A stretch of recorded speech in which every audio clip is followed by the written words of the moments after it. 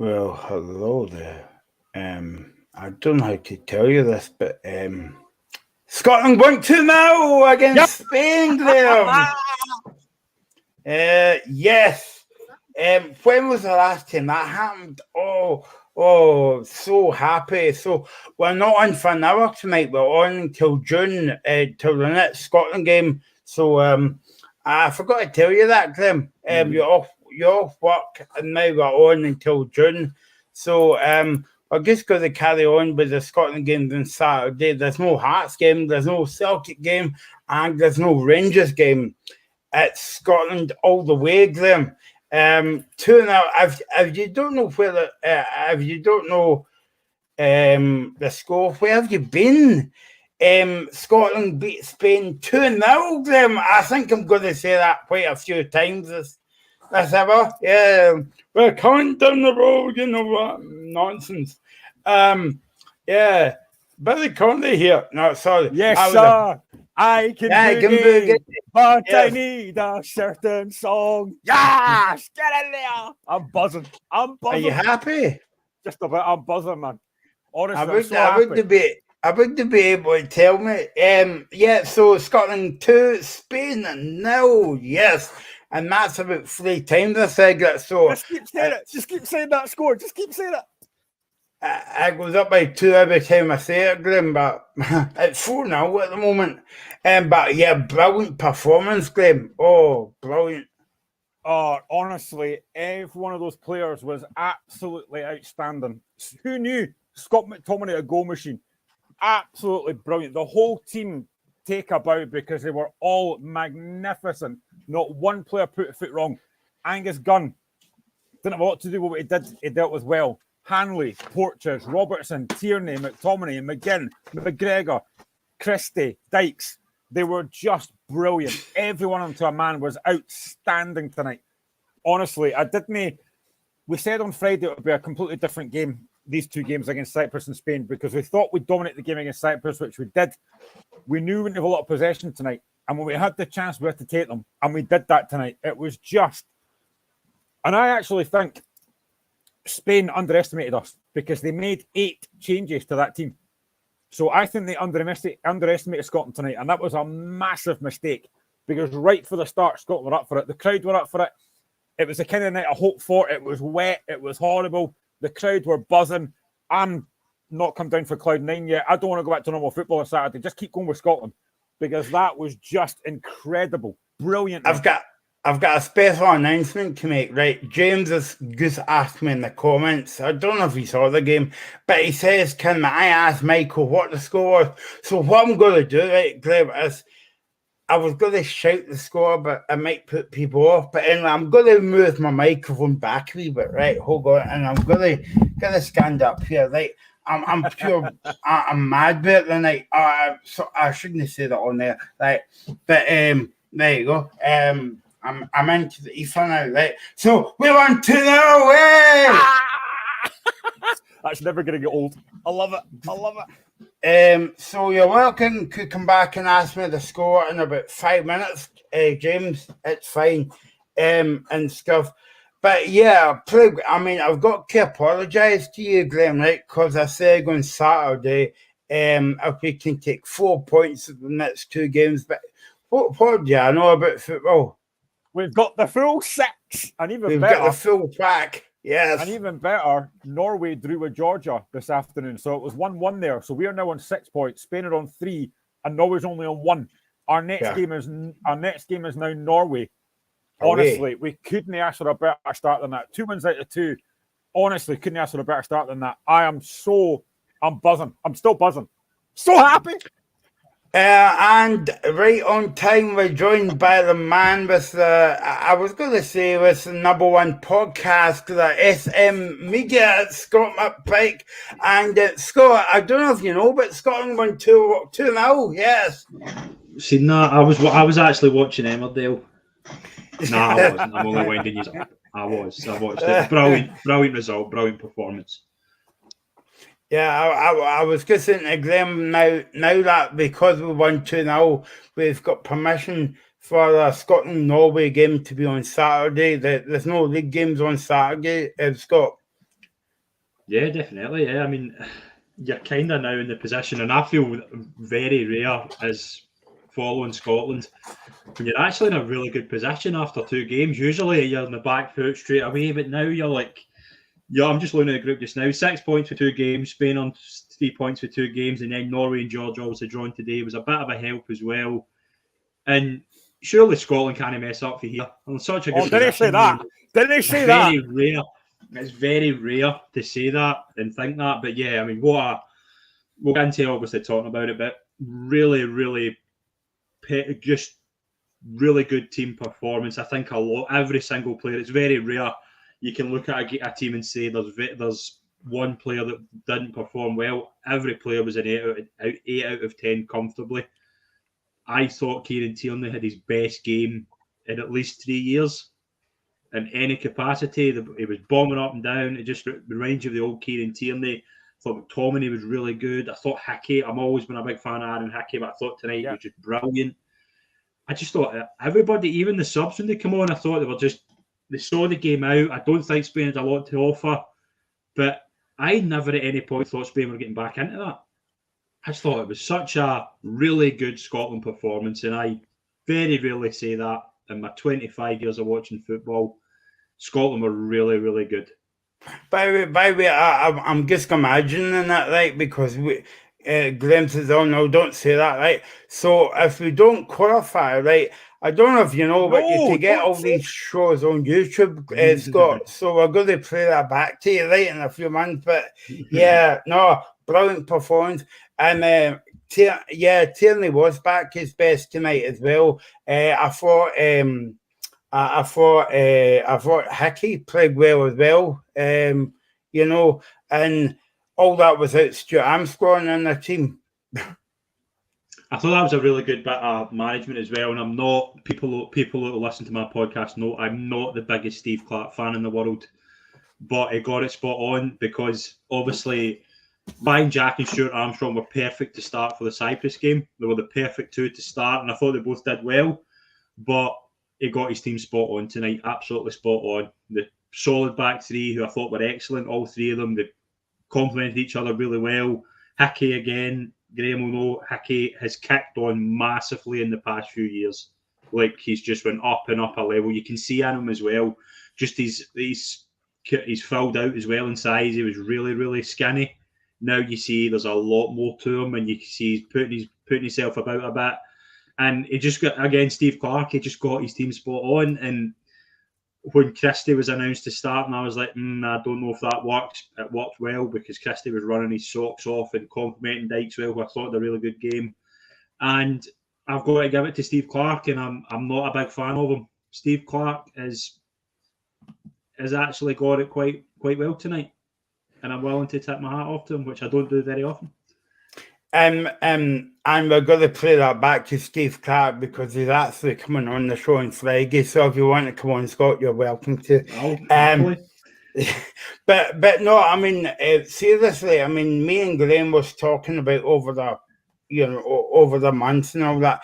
It used to be like a chore to watch Scotland. The Scotland game was on, but nobody really was bothered about it back in the day. But now it's like, I can't wait for Scotland to play because it's a kind of like Premiership feel to the game now, Scott.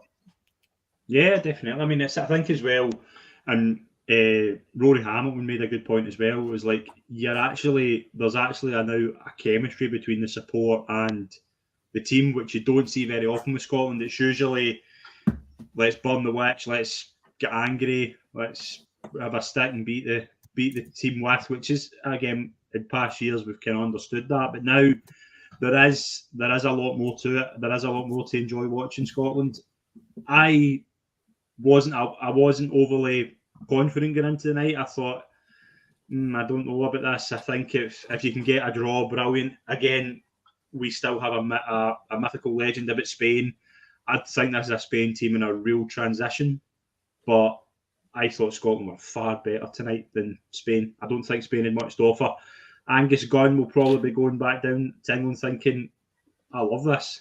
Being an international goalkeeper, I don't really have much to do. I don't think he's had a save to make in the past 2 games. And that's kind of what you want. That's what you want. Again, it is a really steady group now. Like, as I say, I was speaking to somebody just before we come on. If Scotland won all the next two home games and maybe get an away win, they're probably going to qualify. I think if you win your two home games and you go to Cyprus or Georgia or Norway or even Spain and just get I think 9 points now. Get 9 points and I think you're qualified. So it's a lot more positivity about watching Scotland, and I thought that tonight as well. I just thought you heard the reaction. Every throw-in, the Scotland fans were celebrating like a goal. So it's from someone who was there on the Bertie Votes days where you were watching Scotland against the Faroe Islands, it was finishing 2-2, and you were thinking, why do I support this team? To now you're beating Spain. I mean, that is a nice wee difference, and it's nice, and long may it continue. And Graham, I mean, when was the last time that Scotland got a brilliant point there? We had Gunn making this debut on Saturday. Had nothing really to do tonight either. 2 clean sheets in 2 games. When was the last time that's happened to a Scotland goalkeeper? I can't remember. And especially because in both games, he's not really been overstretched. I mean, the big talk before the games was who was going to play in goals. Was it going to be Kelly? Was it going to be Gunn? Was it going to be Clark? Even though I'd have loved Zander Clark to play, I always knew it would be Angus Gunn. There was no way they were going to call him up and not play him. It was always going to be him. And I thought he didn't have a lot to do tonight, but what he did, he dealt with very well. He had a couple of decent saves in the first half. Maybe got a bit lucky in the first half because if Jostelou's header goes in, maybe a different game. But we had chances as well. But yeah, Gunn was, he did what he had to do and he dealt with very well. I'm just going to get through some comments because a lot of comments coming in here. So DJ Marty says, missed the game. Hashberry Stumble says 2-0, 2-0. DJ Marty says, was it a good one? Hash Stumble says, Robertson's yellow card was for talking back, not for the VAR decision. Azlino's back. Whoop, whoop. Hello, folks. Hashberry Stumble commentator said, however, the 5-4-1 formation was working. Says, Graham, a bit of rain, a slip from a Spanish defender, we score. And I thought of you because we're talking about dodgy weather, laughing about 5 minutes after that goal, slipping on wet Scottish grass. Honestly, I love it. It was brilliant. A new person I've never seen before, Duncan McKennicker. What was the score tonight? It was 2-0 to Scotland. And yes, you have read that right. It's not a spelling mistake. We did beat Spain 2-0. And as Lino says, clean sheet debut against one of the best teams in Europe. And actually, I've got to agree with Scott. I genuinely don't think Spain were that much. I did say on Saturday, after the Cyprus game, that this isn't a Spanish side that we've seen for many, many years. They're not an outstanding Spanish side. And I do think they underestimated Scotland. Making 8 changes from that Norway game. That guy, Gavi, that came on number 9, is a very, very good player, and they benched him. So I think they thought this was going to be an easier game than it turned out to be. But they didn't bank on Scotland being absolutely outstanding. I agree with pretty much everything Scott says. I says it in the group chat. I thought Aaron Hickey was brilliant. He's a brilliant footballer. The only disappointment for me is Hearts didn't get a massive fee for him because he's been brilliant. Defensively, one-on-one, he's outstanding. Kieran Tierney was great. Again, could go through the whole side. I thought Lyndon Dykes did well with what he had up front, although I think he should score before that first half ends. I think he should do better. But apart from that, we were absolutely outstanding. Not a fault. Again, the players that come off the bench, honestly, see if Shanklin had scored, I'd been on that roof. If Shanklin scored, I'd have been gone. I'd have been honestly on that roof celebrating. But we were just brilliant all over that park tonight. To get 6 points, we did say again on Saturday, having these 2 games at home would be a massive help, and it showed. The difference in atmosphere tonight from Saturday. Saturday was flat because it was Cyprus. Tonight was never going to be like that. Tonight was going to be the fans were up for that right from the start. And honestly, it was just an outstanding night. And I think I heard Rory Hamilton, maybe it was the radio, I can't mind, but somebody said that's Steve Clark's signature win now. He's not had one of them yet, and now he has. And that's why, and again, I know Scott's probably got a point as well, because a lot of other Scotland fans are not massive fans of Steve Clark, but he's now got that 3-year deal. Those players are playing for him. Nobody's pulling out in Scotland squads like they have in the past. And I don't think you'll see any player pulling out of a Scotland squad again after that, because that was just sensational. But I will caveat that with, we now have to follow that up against Norway in June. We have to go there and get a positive result like that game to make this result, a really good one. But honestly, tonight was just brilliant. Absolutely outstanding from every one of them. Scott, we were saying on Saturday as well about Stevie Clarkson and the new deal. Did they get the timing right about him signing a new deal 24 hours before a big game against Cyprus? I think it was always the plan to have him sign a new deal just at that point. And you can't not give him a new deal. He has worked wonders. He has brought a feel-good factor back to Scotland that we haven't had. I was talking to somebody just at half-time, and I said it's probably, if Scotland win tonight, it's probably the best result since France. Maybe somebody can disagree if there's maybe a result.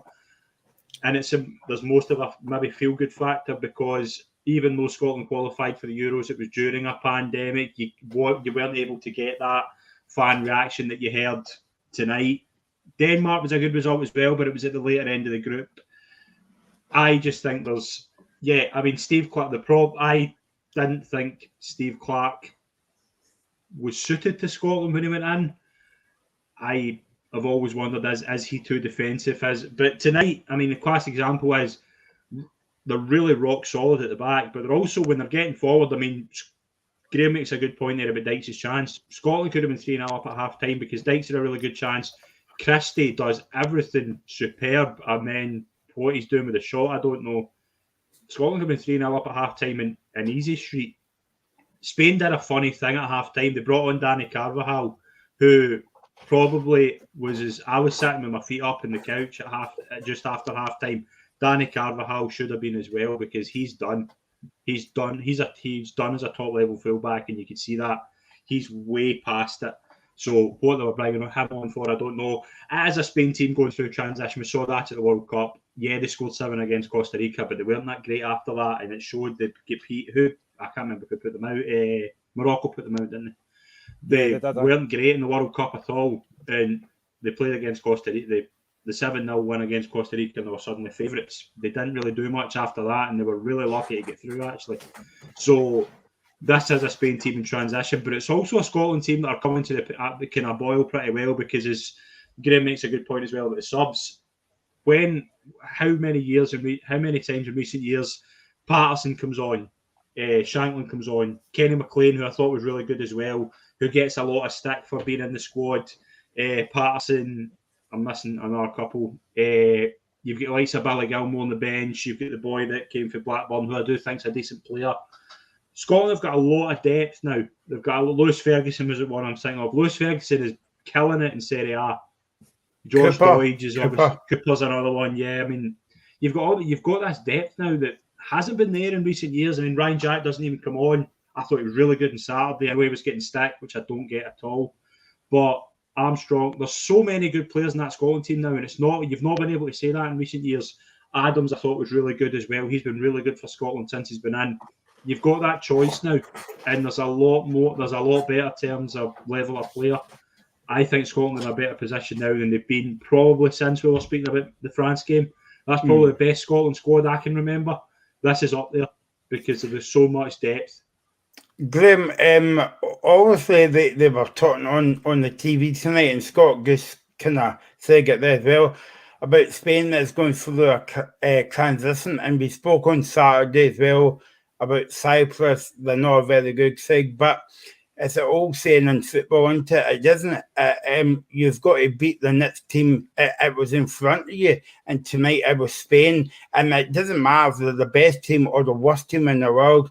You've still got to do a number on them, and they did that big time tonight. It's that name. Everybody knows Spain. Everyone knows Spain as this fantastic footballing side, technical ability, guys that used to have like Xavi and Iniesta and Busquets, who's still there but not playing. They're still a good side. They're not a great side, but they're still a good side, and they're far higher than us in the FIFA rankings. But tonight, we were brilliant. We out-battled them. Yeah, there were times that we knew that Spain were going to dominate the ball. And in the first half especially, I was watching it because pretty much everything they did came through number 10, Ceballos. He was getting the ball a lot, trying to make things happen, but Scotland figured that out quite quickly. And basically, McGinn was in it, and McTominay was in it, and McGregor was in it, and stopping and playing. how many times do you ever see Spain putting balls in the box? They did that tonight because they couldn't get through us. So they have to try and put balls in the box for like Hosselu. And I have to say, and I never thought I'd say this, but I thought Porteous was very good tonight. Very good defensively. It was, and I'm very, very critical of him, but tonight, and I think what helped him as well is, and I'm a bag of nerves anytime I see Grant Hanley with the ball at his feet, but they were so comfortable tonight, and I think as well, when they've got that back three, there is a really good balance to that back three. Porteous works really well as that kind of right-sided centre-back. Tierney was good on the left side, and Grant Hanley was just kind of covering everybody. And he didn't really have, like, there was a moment in the second half where he puts the ball by for a corner, he miskicks it, and I was like, oh my word. But apart from that, he was pretty much flawless. Yeah, I mean, I thought Hanley, I'm not a massive Grant Hanley fan, but again, I thought he was great tonight. You know, we just got in their faces, and as Scott rightly says, I was trying not to forget about the Christie chance, but he tries to toe poke it. It's like, you're not Dave Neary, so just put the laces through it and hit it. But if that goes in, it's another different game. But I have to say as well, on the back of this as well, and I know this is all about Scotland, and I'm delighted tonight, but I have to say, Spain were an absolute embarrassment.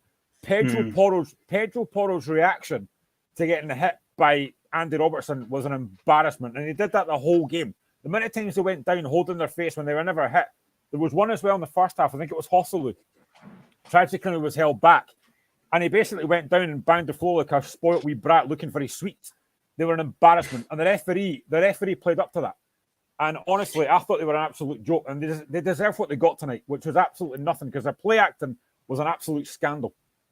I don't know, but you as well. Sorry, Michael. Just on that, when you were saying there about Spain, kind of the way they kind of deserve it, and they go, I agree.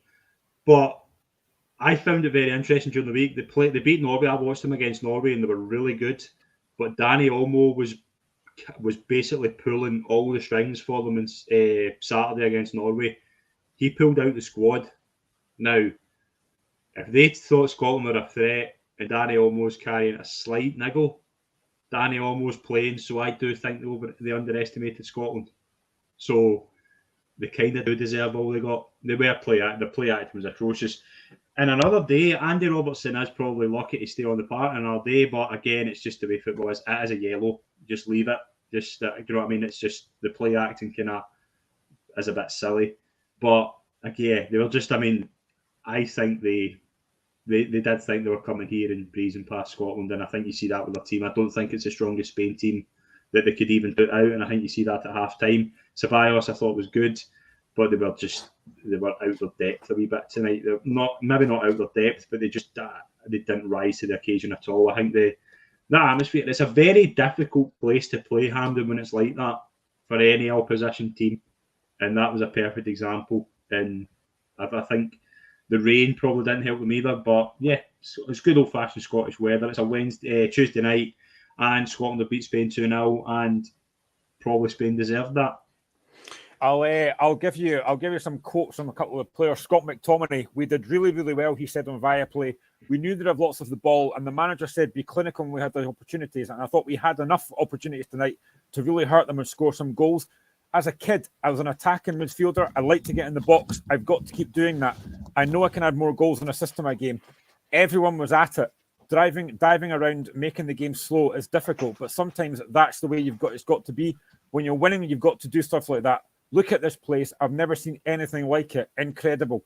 The manager said this is our chance to create legacies of Scotland players, and these are the nights in 20, 30 years that people remember. We can't thank the fans enough. And also, there's another Scottish player who's made a comment as well, and it's Ryan Porteous. Obviously, it's a special night against a really top team. We all believed as a squad we could pull it off. Just try to see what he put. Ryan Porteous. We're very fortunate to have Steve Clarke and the structure to put him behind the scenes. He's always very honest with his squad, and he knows he kept the same players in if you're doing well. It's an enjoyable place to be around the place, and there's not one bad egg in the changing room, and that shows on the park and the strength off the bench. It's the kind of game I like to be in. The ones when you're defending all the time, you need to stay concentrated. You can't sleep on the pitch. And me, Grant Hanley and Kieran Tierney did that. We got fortunate with their chance coming off the bar and Angus making the save. They're a good team and will make chances, but they were limited to very few. So credit to our gaffer and coach, Austin McPhee, for I've never thought I'd hear that, for having such a structure in that defensive line to help us through that. If you look at the history, we can't take this for granted. We can't look at it as any more than 6 points. This is what I said earlier. We need to be prepared for the games coming in the summer. But tonight is a massive, massive win. Honestly, it's so important that we got 6 points out of that game with Norway drawing with Georgia earlier on. It puts us in a fantastic position. And if we can go to Norway, get a point or even 3, that would be huge.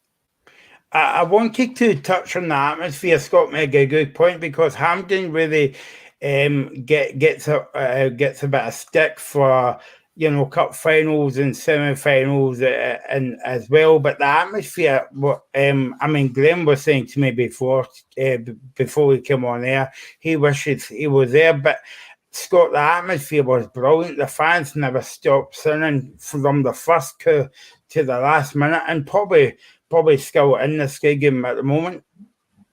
Yeah, I mean, it's nice to see that as well. Like, as I say, like when Scotland beat Serbia to qualify, like nobody could really soak it in because you were sitting in your house, you couldn't really go and do anything. But it is nice to see that, and it is, like, obviously after what we've had with COVID and things like that, see, just seeing the Scotland fans, they haven't had that moment. I remember being at a Scotland game 2010, I think it was against Liechtenstein, and Scotland were 1-0 down, and it was probably the most boring place I've ever been in my life.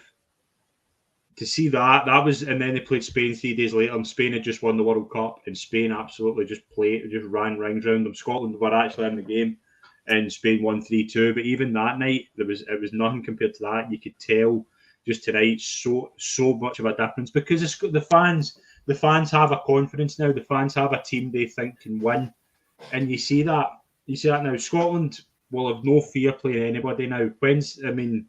That England game will be a massive occasion as well. We haven't really discussed that. That will be a massive occasion for those Scottish fans, because they'll feel they can win that. And you'll see, that tonight will be nothing compared to if they go and win that game. But see, just to have, there's a feel-good factor. And it's so, you know, at club level as well. See when you're on you've got a team playing well and the players look like they're enjoying it. That is the big thing. If the players look as if they're on the ball, it resonates with the crowd, and the crowd get that feel as well. And you're seeing that. And I'll lay into Steve Clarke probably more in the future when he does stuff that annoys me. But he has brought that in, and you've got to give him credit for that, because it is a group of good players. I was just listening to Andy Robertson interview before I came on with you guys. He's calling everybody by their nicknames now. That can boil my head sometimes, but it shows you there's a togetherness, and I like that. I do like that from that team, because you haven't seen that with a Scotland team. I mean, I was speaking to somebody who played for Scotland recently, and he was telling me when he was there was cliques between clubs, and you saw that with England years ago when they had a really good side that probably should have done better than they did. There wasn't that togetherness, and it doesn't resonate with the fans. When you've got that togetherness, you see a change in the crowd, and you're seeing that now. We have a lot of comments coming in, not surprisingly. As Lino says, defence was great. Also thought Chris had a great game despite his poor shooting. He also says McTominay for First Minister. Red Scotland, good to see. It'd be better than what's there now, by the way. Probably. Red Scotland, good to see you back. Brilliant result. Well done, Scotland. This is one of our greatest ever results, and we're building something special under Steve Clarke. Hashbury stumble again. Robertson's yellow card was for talking back to the referee, not for the VAR review. Red Scotland again. Steve has a great dressing room atmosphere like Ange creates. Brilliant manager we have in the national job. We'd have him at Celtic in the future, a blend of defensive and attacking. And Red Scotland, it's just a random trivia thing. St Mirren sold Clarke as a defender to Chelsea. They got a club record fee. It was spent mainly on painting the North roof stand black and white. Honestly, we're getting some really good comments in tonight. No surprising after that. Magnificent result tonight.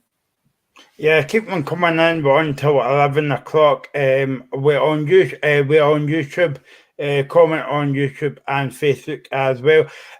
Scott, you were saying about the team mentality as well. I mean, it just showed you, like, the game was over, 95 minutes on the clock, and what a run by Carl McGregor. Yeah, absolutely. Yeah. I mean, it's that thing as well when you see like usually when you're 2-0 up against a team like that, you're part of the boss, you're sitting in, you're happy to just keep the ball. Scotland smell blood because they knew Spain weren't really in it. So why not try and get a third goal?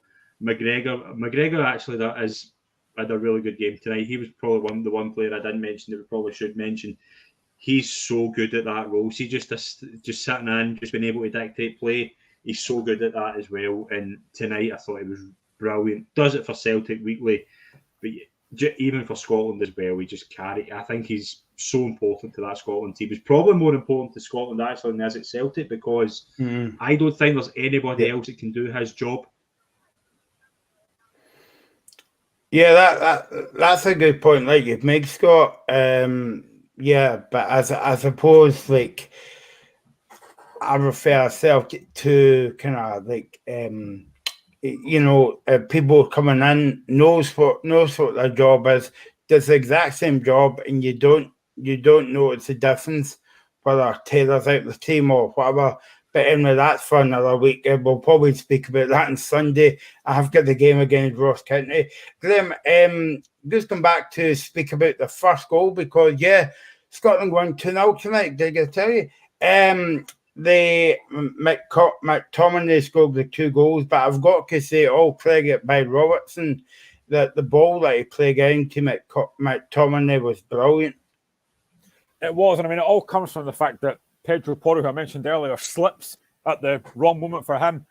But Andy Robertson's like that, the way he gets forward, he bursts through, and it's a great ball back, and fair play to McTominay. Keeps it down, keeps it low, and it's another really good finish. And I say, Scott McTominay goal machine, 4 goals in the last 2 games. Who knew that was going to happen? But yeah, he does that well, McTominay, arrives in the box late. He doesn't tend to play that kind of role for Man United. He's more of a deep line midfield player. But at Scotland, he gets forward.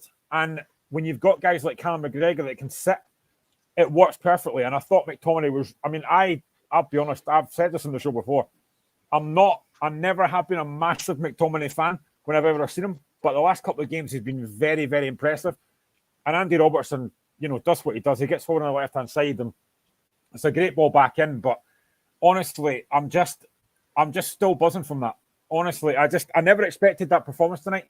See if we got beat and we played well, I would have accepted that. But to play well and get 3 points, it's just brilliant. And, back to the atmosphere as well. You watch it on TV and it doesn't sound the same when you're watching it on TV. But the atmosphere just sounded absolutely bouncing tonight. I knew it would be because we're playing Spain. It was going to be different to Cyprus. But every one of those players tonight can be really proud of what they've done tonight. And I think Steve Clarke, this is his big moment. This is the one that he'll be thinking, right, this is the big one for me. Because we've probably not had a big result since we beat France all those years ago. This is it. This is the big one. And people will say, oh, it's not the same Spanish side, and it's not. But they are still a good side. And we were brilliant tonight. We were so, so good tonight. And I just think that now, if you look at that Scotland squad, because when the team came out at the start, I was a little bit surprised that Ryan Jack didn't start. But Steve Clarke got it right tonight. He got every single decision right tonight. He got the subs right. He got everything right tonight. And now, for that Norway game, injuries aside, it's who do you pick or do you say go again? Because actually, watching that first half, I actually thought, as much as I thought Dykes was playing well, I thought I would love to have seen Che Adams get a game tonight, obviously without injury, because his running in behind and his pace would have caused that defence a lot of problems. But to be fair to Dykes, as I said earlier, I thought Dykes held the ball up well. He fought, he competed for everything, and he gave those Spanish defenders a very uncomfortable night. And we were just, and as you said about McGregor, that run, 95 minutes, and he's still bursting forward like that. Just honestly, superb, just brilliant. Scott, were you a bit like me there when Graham said this is my moment? I was thinking of marking my tup. This is my moment. Yeah, this is couldn't my you get perfect my moment. How do I even know that song? That's just wrong. I shouldn't know that. Yeah, exactly. But I mean, all over the park. I mean, I've only got down two notes here from Spain. Spain hit the post and a free header from a corner kick in the first half, Scott, and that was basically it. They didn't offer much, and that's what I was saying as well. Like, I was surprised when I saw Spain's team because I was like, Joselu, I know he scored two at the weekend, but I'm thinking he's not going to be brilliant against a 3-man defence. Olmo was a big miss for them. Pedri's a really big miss. I'm surprised Gavi didn't start. I don't think Spain. I think Spain thought this was the routine away victory. I think they would come here, set up shop, 1-2-0, back to Spain, but it didn't happen. And I think I'm just looking through my phone. There was a few texts coming through about apparently Broadbeach did a really weird interview, but he's just basically said that Spain were the better team and should have won the game. So I don't know what planet he's been on, but apparently again, we have to look at this objectively and still say, like, Scotland are still playing for second. Let's not beat around the bush here. Spain are still likely to win the group because Spain are the better side. Spain have the better side. They have the better players. But second in here is absolutely fine. And, I mean, Scotland have two massive games coming up against Norway and Georgia. Win 4 points for them, and you're in an even better position. And again, it's just they're on this wee unbeaten run that they just keep going, and that's one thing Steve Clarke's been able to do. He's been able to get unbeaten runs going. I don't like Norway, for example. Norway will be a difficult place to go, and you're up against a freak of nature. Let's be honest. There's two freak of nature players in this group, and they play for Norway and Georgia. Haaland is obviously another level, and Kvaratskhelia for that plays with Napoli is obviously playing with Georgia. They're two unbelievable players. Neutralise them, and Scotland are going to Germany. Haaland's missed the last two games against Georgia and Spain as well. Yeah, exactly. Through injury. Exactly. I suppose as well, Scott, when you're talking about that, you would rather have Spain at the beginning of the group, but also you would rather have Spain at home instead of get away in your first game. You would rather. Obviously, I think the Scotland not go to Spain. I think maybe the last game. I'll need to double check that, but I'm sure I looked at that. They go to Spain after so they've got Norway away, Georgia at home, and then 2 games away, Scott, and that's against Cyprus and Spain. They played Norway at home in the last game. That could be a massive game. Yeah. But again, as I say, win your 2 home games, and you're in such a. You maybe only need another point. You need to win one of your 4 away games to get through. Just take care of your home games. You obviously don't want to go to Oslo and get a hiding, but again, if there's one thing I can guarantee with this Scotland team under Steve Clarke is if they play for a draw, if they want to play for a draw, they will play for a draw because he'll set up shop to not get beat. So that's one thing. You made a really good point there about you would rather play Spain. You would rather that game come as early as it did, because it puts you in such a good position, and that is the position Scotland are in. They were obviously a really good help today with Georgia scoring 1-1. That's a good draw. That's a good point for Scotland because you didn't want Scotland there with 6 points. Spain obviously don't play next up, but you could have been in a position where if Norway beat Scotland, it could have been 6-6-3 and 6-6-6, and that could have been bad for Scotland. But again, Scotland are in a really good position right now, and they just need to keep it going. As you say, 4 points out those 2 games in June, and they'll be in a really, really good position. Graham, we've been doing the show for half an hour, and we've not mentioned. Obviously, we can go through the whole team, but if we go through the whole team, we'll be on until Sunday. But Ryan Christie, I thought he was back his best tonight. Yeah, you know what you're going to get with Christie. He's full of enthusiasm. He likes to get forward. He likes to try and create. He likes to try and score. He's got a sweet left foot, as we all know. I just wish he'd opened up his body and try to curl that in the top corner rather than throw for a toe poke. But he was very impressive. He really was playing well behind Lyndon Dykes. And again, Steve Clarke got it right tonight because we're all thinking, what teams are going to play after the Cyprus game? Is he going to make a lot of changes? Obviously, the one where Adams was enforced. He brings Shankland in, who I knew wouldn't start. But he got every decision right. And Christie worked absolutely brilliantly tonight. And Red Scotland says Dykes gives you everything. Red Scotland also says the players want to believe they can beat anyone. That in itself will make us a dangerous outfit. And I think for a long, long time, let's be honest, Scotland have been a joke nation. You know, people have looked down on Scotland and thought they're rubbish, they're nothing. It wasn't that long ago we're going to Kazakhstan and getting beat 3-0. And there was a massive thing about, oh, Scotland are terrible. And now look at us. We've been at the Euros. Disappointing that we didn't get a bit further than that, but we've been at the Euros. We failed to qualify for World Cup. Disappointing against Ukraine. But now, we started this campaign with 2 wins out of 2, 6 points. We've just beat Spain. There is a real feel-good factor about Scotland just now. You know, everyone's buzzing. Look at Hampden after that game tonight. Everyone was absolutely buzzing. For so long, and I think you guys have mentioned it already, there was a kind of Scotland games are a bit, I can't be bothered with international break now, just want normal football back. But now, I'd rather Scotland play on Saturday rather than Hearts playing, because Hearts will let me down. Scotland now won't, because that was just unbelievable tonight. Superb. And again, I know it's a while away yet, but that game against England, I can't wait for that, because that's at Hampden.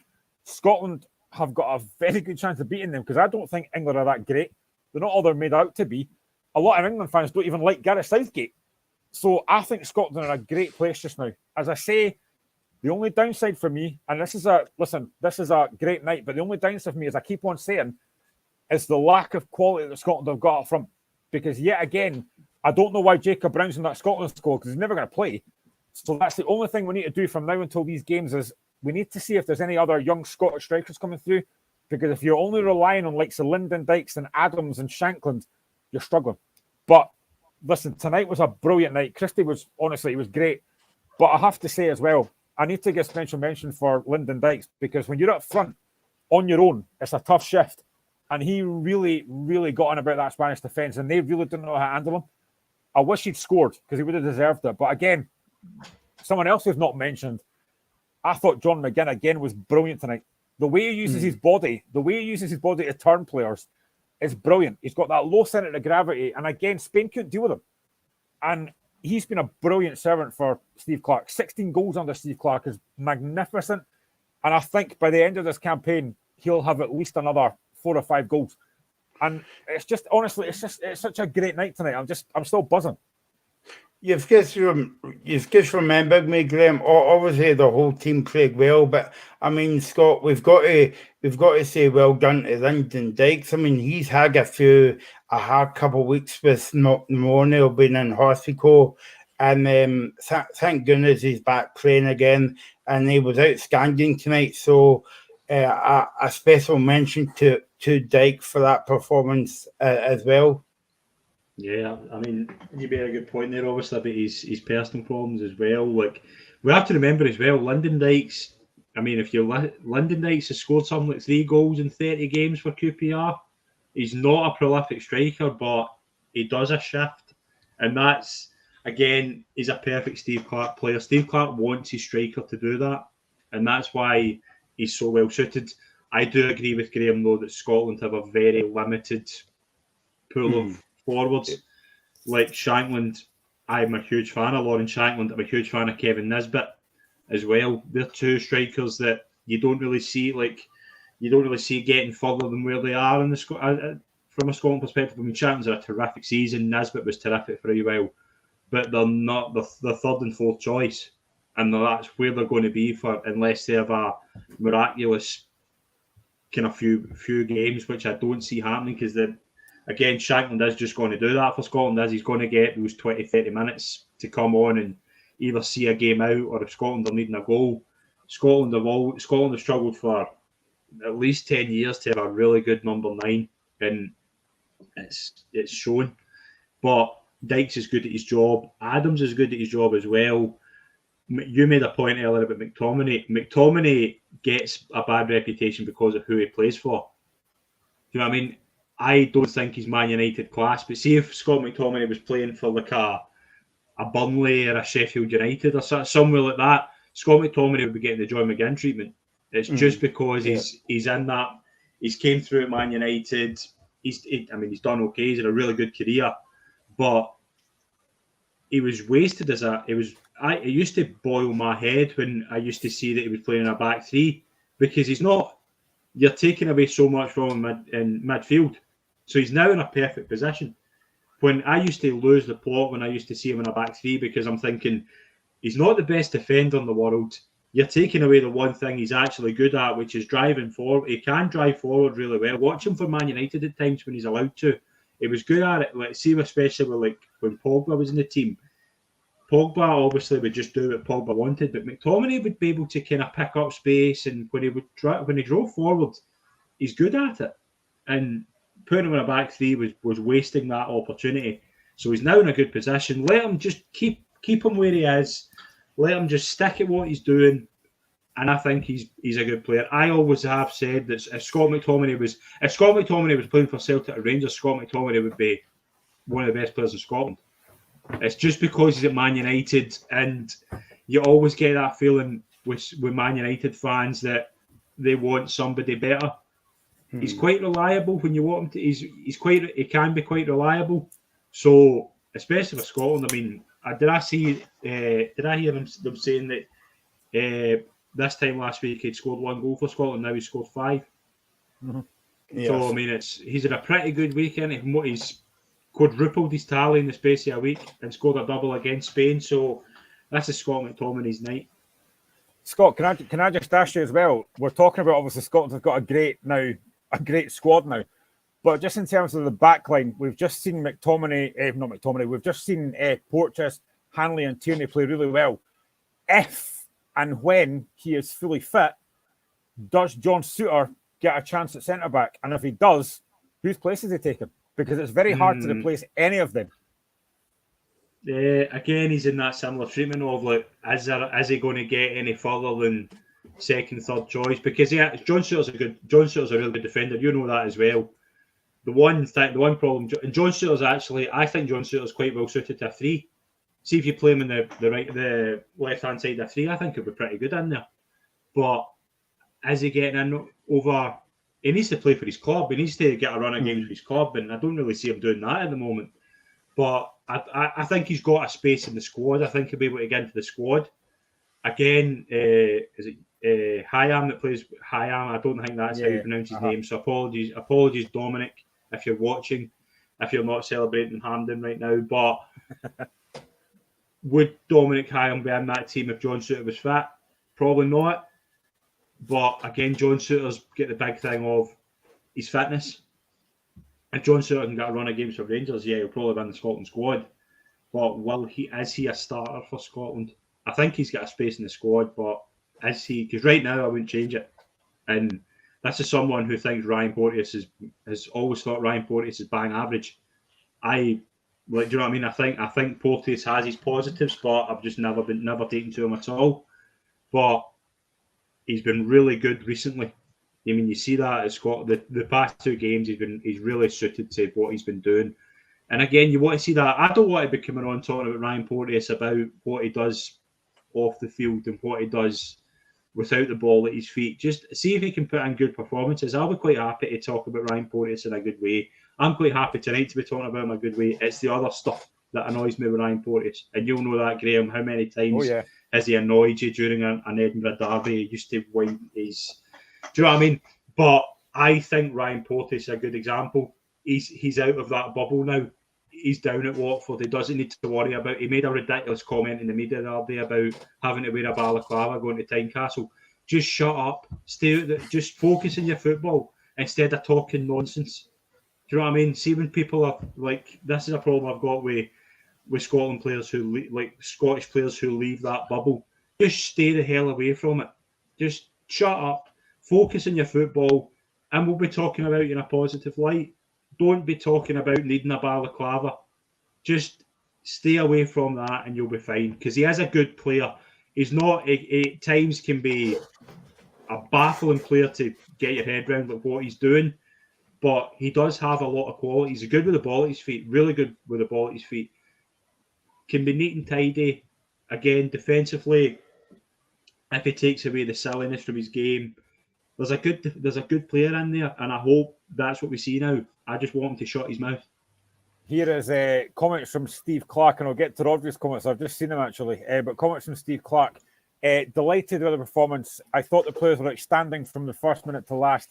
The dynamic, enthusiasm, and quality of the team didn't change. It's a big night. It feels like a step forward, but it's only 6 points, and you don't qualify with 6 points. We didn't have an awful lot of possession, which we knew. But what we did have, we used very, very well. The defensive shape's good. The distance between the units was really good, which stops a large part of Spain's game. All the credit goes to the players on the pitch. They're the guys who have to do the hard yards. It was competitive. One bad game can set you back, so we stay focused and keep our feet on the ground. When you look at the stats, you know you've been outpassed. But when you look at the shots on goal, shots on target, it's almost equal. It means we utilised the ball very well when we had it, which is very pleasing. Rodri, on the other hand, we did many good things to win, he said on Viaplay. We conceded easy goals. This is football. If you concede easy goals, you're penalised. This is a bit that's actually quite funny. It's the way they play, but for me, it's rubbish. Always wasting time, provoking you. Always they fall, pot kettle black. For me, this is not football. The referee has to take on this, but he says nothing. Again, pot kettle black. We will learn for the next time. We want to go for duels, for battles. We always fight. But this is not about fighting. It's about wasting time. 4-5 players on the floor. So you're talking about the same team here. But this depends on the referee, not on us. Today we did many good things, but what's important is the goal, and we didn't score. What a lot of absolute nonsense. And I wish I could be stronger than that, but it's a family show. I'll get your comments on that. In fact, I won't bother, Scott. I know what you're going to say. But when we kind of do these shows, right, and when you do your podcasts after the Scotland game, if Scotland have 2 games, sometimes you could be like, well, Scotland played well in the first game, not so brilliant in the second game. But over the 2 games, Scott, you couldn't find a fault with the team, you know, including Saturday and as well, you know. No, definitely. I mean, it's probably the most convincing Scotland performance I've seen in a long time. Like tonight, Cyprus, they didn't really need to be at their best to beat Cyprus. I mean, the 3 of us could probably have gave Cyprus a game. Let's be serious. 3 of us and probably 8 viewers could probably have been pretty decent against Cyprus. But that's what you need to win games like that. It's how many times have we seen Scotland beat France and Italy, but go to Georgia and lose? You need to go. Do you know what I mean? You need to beat Cyprus. It doesn't matter if you put in world-class performances, just win the game. And it's just saying there's a bit more positivity about Scotland now. You'd fancy them to go to Norway and get a result. Maybe not win the game because, again, a point would be fine. I would be happy to if Scotland went there and drew nothing each. It's not a loss. And again, it keeps the unbeaten run going, and it's a confidence boost as well. You were saying there, obviously, about Haaland and Kvaratskhelia for Georgia. You do need to neutralise them, and I know we can't talk about one player for 2 teams. Those are your 2 danger men. If you neutralise them, you're probably going to get a result because Erling Haaland's a beast. Kvaratskhelia is a bit of a beast as well. Just those are the 2 danger men for me. Like, I don't care who else. Like, no disrespect to the players Norway and Georgia have, but those are the 2 players that worry me in those 2 games. Do you know what I mean? I watched the Georgia game earlier. Kvaratskhelia is unbelievable, and again, part of me thinks, can you imagine him going up against Grant Hanley? Can you imagine him against Ryan Porteous? But I don't think that now. Like, do you know what I mean? I don't have that I've got that wee underlying doubt, but it's not dominating me because I think Scotland are solid now. A week ago, I'd be thinking, can you imagine Haaland up against Grant Hanley? Haaland's going to be sitting rubbing his hands before that game. No, because I think they're a bit solid now. I mean, Haaland's still a freak of nature, and anybody that disagrees with me, then go and watch Erling Haaland. But you have to take control of those big players. And again, Scotland don't have that player. Scotland are very, very good at now having a solid unit because Scotland have not had a world-class player for a long, long time. But they have now a solid unit, and that's what they need. And they've got the manager to do it, to be fair. And that's just the way they need to go. And as I say, win those home games and try and get a result away from home, and you'll be going to Germany. We'll be going to Germany. That's what I'm saying. We'll all be going to Germany in a bus. I don't want to tempt fate, but like after Norway, we play Georgia at home and Cyprus away. I'm looking at that thinking that's 6 points. Now I know that Norway got a draw with Georgia tonight, but I'm thinking that Scotland have got to go and win. I've got to beat Georgia and Cyprus, and that gives us a huge opportunity. If we can even take a point in Norway, I'd be honestly delighted with that. I want 3, but I'd be delighted with 1 if we get that. Well, the But advantage you've got as well is that the 2 games in June, Spain are in the Nations League finals. So you will have a healthy lead on Spain. So Spain will be in the back foot. So if you can win those 2 games, I mean, Spain won't be taking that game with nothing getting into the next game they play Scotland, because they'll need to win it. So if Scotland, these are 2 massive games for Scotland, because you don't, although they beat Spain, I still think Spain are the best, they'll win the group. But if you can win the next 2 games, you're giving Spain a worry there, because you're 9 points before you meet Spain again. So again, that's a massive opportunity. Graham, I was going to say, do you think our neighbours down the road will be covering this on Sky? Will that be headline news, or will it be, oh, well, Spain's not a very good team at the moment? It'll be on about page 85 of their papers. Them on. They don't care. They'll look at that and think, oh, we could have done that. Well, you didn't play them. We did. And we were brilliant tonight. As I say, when that Scotland-England game comes around, that's going to be a brilliant occasion. I know it's not a qualifier of that, but Scotland-England game is always a massive game, no matter what it is. And if we could beat them, it would be incredible. And there's no reason we can't. I am genuinely, this Scotland team really excites me just now. I mean, me being excited about Ryan Port just says how much I've had tonight. Honestly, I'm just buzzing. It was just a brilliant, brilliant night. And we've got a really good chance now. And I think also, if I'm right, we also have the backup of the Nations League as well, the playoff. Yep. So if we don't get first or second, which I think there's every chance we're going to, we do have that backup plan. I don't want to have to use it, but it is there if we need it. But having these 2 wins now, and I think Spain now, Roger's just talking nonsense, but I think Spain now will go away and think, actually, they're not as bad a team as we thought they were. We now have a great chance of winning this group. We really do. And I think Norway will look at that tonight thinking, oh, wow, Scotland just managed to get 3 points off them. They'll be worried about us now. And I do agree again with what Scott said about Haaland against Hanley. That worries me. But what a chance we've got now. And we know we've got players that can create chances. We know we've got the likes of McGinn. We've got Lyndon Dykes. We've got Adams. We've got players that can create and score goals. We've got to worry. We've got to think about what we can do at hard teams, and we're doing that. And tonight was a prime example of that. Whatever Roger says, we were just outstanding tonight. Scott, I'm just looking as well. Sorry, Michael. So just before you get into that, I'm looking at if Scotland did need the Nations League, you're looking at the teams they might come up against: Israel, Bosnia, Georgia, Greece, Turkey, Kazakhstan. No disrespect, but Scotland should be qualifying. Even if they don't, they should be qualifying out the group now anyway, because they're in a good position to. But you would fancy Scotland to get one of those 4 qualifying places. So I don't want to play Israel again. I'm sick of the sight of them. Yeah, I mean, it was getting to the states where Scotland. There's a league in England. It's like the Isle of Man or something, where they just play each other 20 times a year. That's kind of how I felt about Israel for a while, because it was like Scotland versus Israel was just common. But again, I would, if it was up to playing Israel to qualify for the Euros, I would fancy Scotland to win. Scott, do you think that Spain showed Scotland a bit of disrespect tonight by not playing the full team and tough because they get beat? Probably, yeah. I mean, Rodri's comments are ridiculous. Let's be honest. I mean, I get it, because that will be the feeling in Spain, is that we played this magnificent 75% possession, I think they had, but they didn't win the game. I mean, I remember when Celtic beat Barcelona. Yeah. The next day, I can't remember who. I don't think it was Guardiola was the manager. I think who was it Valverde that was the manager maybe, and he came out the next day absolutely laying into Celtic and the way they played. Barcelona had 91% possession that game. That's a common thing.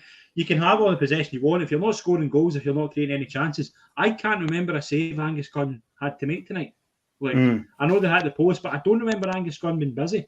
And I don't think Spain are that good, to be honest, at the moment. I know they'll get there because they're a top side. They are going through a transition. Obviously, Luis Enrique kind of get fed up and left. After, you kind of understandably, if you know what he's been through. But they're now at that stage where they've got a lot of young players coming through. Jordi Alba's away, Sergio Busquets away. They've obviously lost Iniesta, Xavi. They're going through a transition that will take them time to get back there. But they have some really good players. Let's not beat around the bush. Who will take time to come in, but once they come in, they'll be a top side again. But Scotland have made them look very average tonight. And taking that away, like Spain were brilliant. Spain were brilliant for a long time. Spain were poor tonight. Spain were poor. I used to love watching Spain teams. That's not a Spain team to me right now. So full credit to Scotland because they absolutely deserved it. Deserved the result. Rodri talked nonsense, and Rodri just needs to. Don't ever let Rodri on your podcast because that's nonsense. Okay, so thanks for Scott. If you haven't listened to this podcast, listen to it. It's out every Tuesday. And thanks to Graham as always. And we'll be back on Friday with the weekend preview and between 5 and 7 and Sunday between 3 and 5. So have a good week. And did I tell you Scotland won 2-0? Hey! You're listening to a Locker Room special on Indie Live Radio. All the reaction from the